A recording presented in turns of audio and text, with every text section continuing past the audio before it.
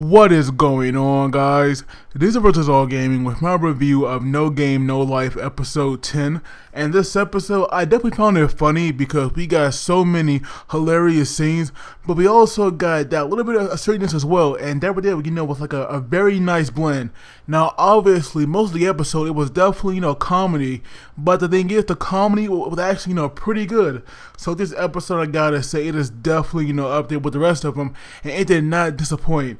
But the episode itself, it starts off where we see these people. They're like humans, of course, and they're now surrounding the palace. And of course, they want Shiro and Sora to be overthrown because obviously, Sora is betting their race piece. And if they lose this game, basically humanity is going to be all over for them because they won't have any rights as a race anymore. So obviously, all the people they are very concerned, upset. And they just want Sora and Shiro to be thrown out of there, and you really can't blame them for that. But this right here, it was all a part of Sora's master plan. And this guy, like I said, he's a freaking genius. I think at this point, Sora might actually be smarter than Shiro from Log Horizon. If you guys watch that, I believe that the Sora is actually surpassing this guy when it comes to intelligence, because he always has a plan and it always seems to work, and I definitely like that. But we see now characters here. They are now sitting at this table, and they are talking, of course, and it seems some of the trigger is about to go down, because I was wondering what is this one thing that the Sora could be talking about that would be so important they're going to fight together, because to me, I could not figure out at all. And then we figure out that it's just introductions, and that right there, it made me laugh so freaking much, because you think that it builds up all the tension for it to be something so simple. It was just freaking hilarious. So now we to be honest, we learned a lot about Kurumi and Fi in this episode. That right there was nice. I am glad that these characters, they are kind of coming important. So it's definitely good to know about them, because at first we had Kurumi, who gave like this very bland introduction, and we actually learned her last name, because I don't think we had knew that before. But we have Fi here, who actually went in depth, and we actually learned that she's a noble elf. Actually, she's part of the I believe she is like one of the top families, and apparently she is like part of this like council, I guess you can say. And we actually learned that at Kurumi, she was actually a slave that Fi here had always treated like a friend, and that right there kind of caused them problems. And so we actually learned that there's like this like strong tension between Jubilee and Fi, because we learned that Jubilee, during the time where there was like war and the pledges went around, we have Fi going around, and not Fi, yeah, Jubilee going around, and she had killed a ton of elves. And of course we know that she has like great magical powers when it comes to like magic, but she can't use them now like that. But we saw her, basically, killing a ton of elves. Well, even though we didn't see her, killing them exactly, we saw her attacking the elves, homeland, their country, and that they obviously, killed a lot of them.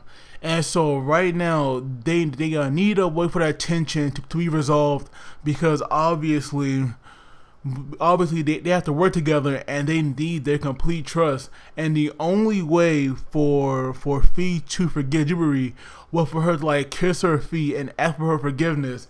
And I wish they would have showed that, because that right there would have been hilarious.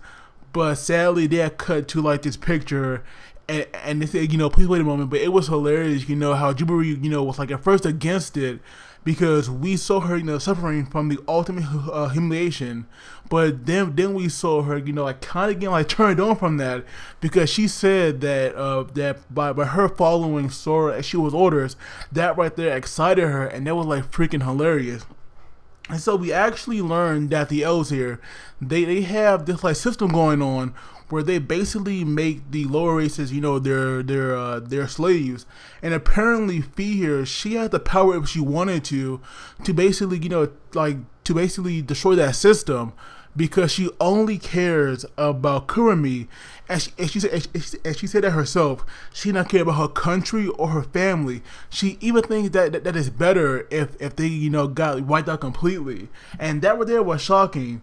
But now, thanks to like Sora pointing it out, we actually see that that Fee here, she definitely plays a mother role to Kurumi, and I like that. And it was hilarious, how she pointed out that Kurumi is a big crybaby, and even though Kurumi did deny that, it's actually true because we saw her crying after she had lost to Sora and Shiro, during that game when they're playing for who will be king. So the fact that she like such a huge crybaby, it is pretty hilarious. And that little flashback that we saw, Kurumi and Fee, together when she was younger, that was like definitely a nice touch. But now we have Sora here wanting to like build their bonds even more, because obviously they need a way so that they can be on equal footing, and trust each other completely when they go there. But Kurumi, who had already seen Sora memory, knew what he was planning, and at first, she did not want to take a bath at all with them, and that right there was hilarious. But now we have Fee here who made the whole thing worse, because the reason why Kurumi did not want to take a bath, and of course, Kurumi denied that, but it was because she was like kind of ashamed of her own body. And obviously, Kurumi would deny that, but it was hilarious, how Fee basically, is so freaking blunt. But I like that though, I really do. But now we have now we have Kurumi, eventually giving in after basically, Jubilee, Fee and Sora, after they all, basically, made her cave in, because she pretty much had no choice but to do that. But now when they're all bathing, of course, we had that like fan service in there with like stuff in that shampoo. I swear Jubilee is like evil with that. And we have Kurumi getting Fee to use magic on her body to make it look better, and that right there was like freaking hilarious. Now I'll be honest, I was buying that her clothes made her look small, because I never would have thought that she would get Fee to use magic like that.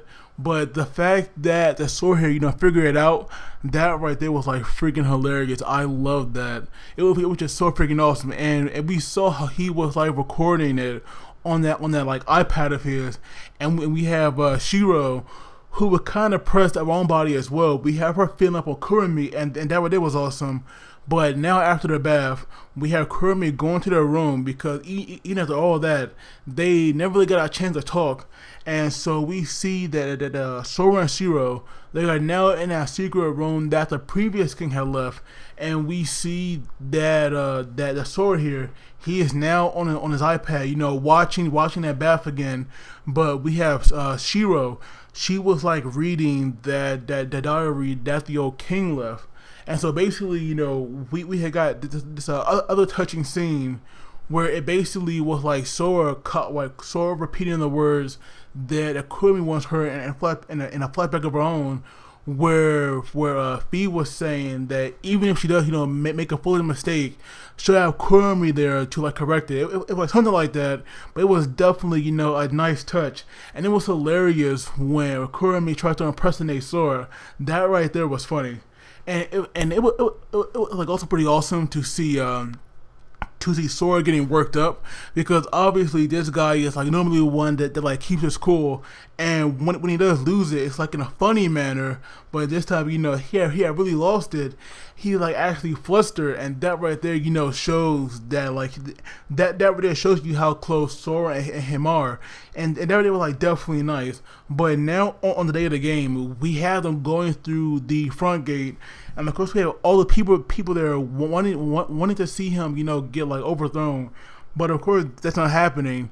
Oh, I also forgot to mention that after the whole bath scene, we actually go to Izuna, I believe that's her name, and her grandfather, and we see that they're talking to like some Werebeasts, and I do imagine that she probably like one of the leaders, or if possible, she like the overall queen of them or something.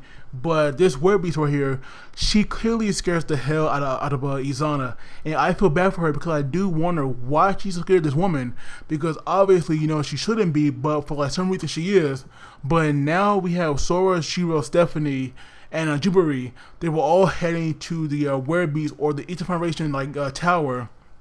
And we see now that the people, they were like like yelling and screaming for Sora and Shiro to be on the throne, but then they gotta take one look at Jubilee and they just went quiet because obviously Sora could tell her to kill them all if he wanted to, so they knew that they had to keep their mouth shut.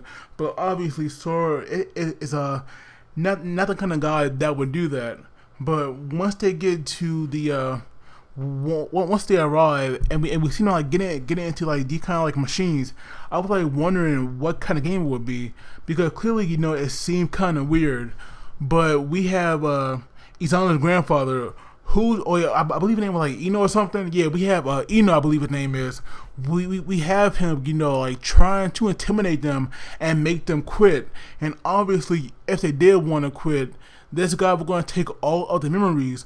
But Sora was like, even if they do quit, which they clearly weren't, then they will only take today's memories. And if they get caught even cheating once or even a little bit, then that right there would be on grounds for an immediate loss. And that right there was like definitely smart of him. I love how Sora is like using his brains here. But now we see kind of like them becoming like digitized.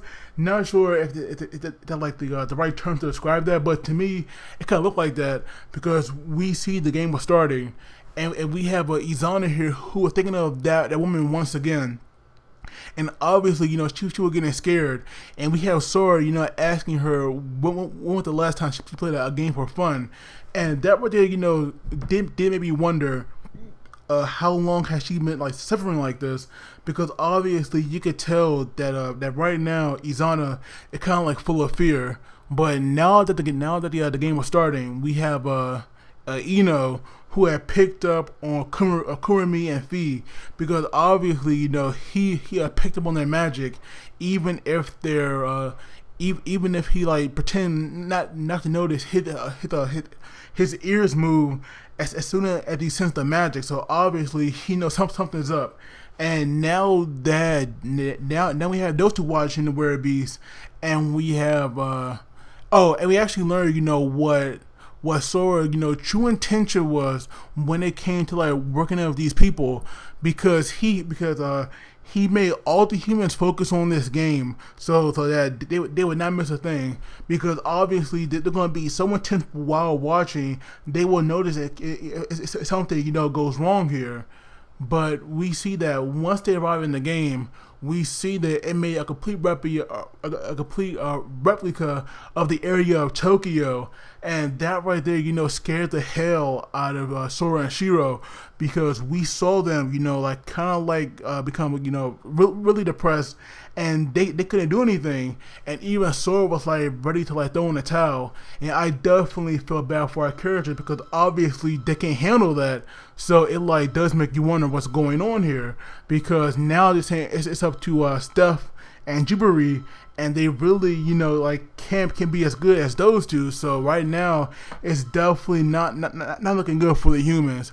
But like I said, the episode, I would give it like maybe an 8 out of 10, maybe a 7 out of 10. I'll be fair here. So probably a 7 out of 10. But I would love to hear your guys' thoughts on this. So as always, please don't forget to like the video and subscribe, because that really helps me out. But you guys take it easy, and I will see you all next time.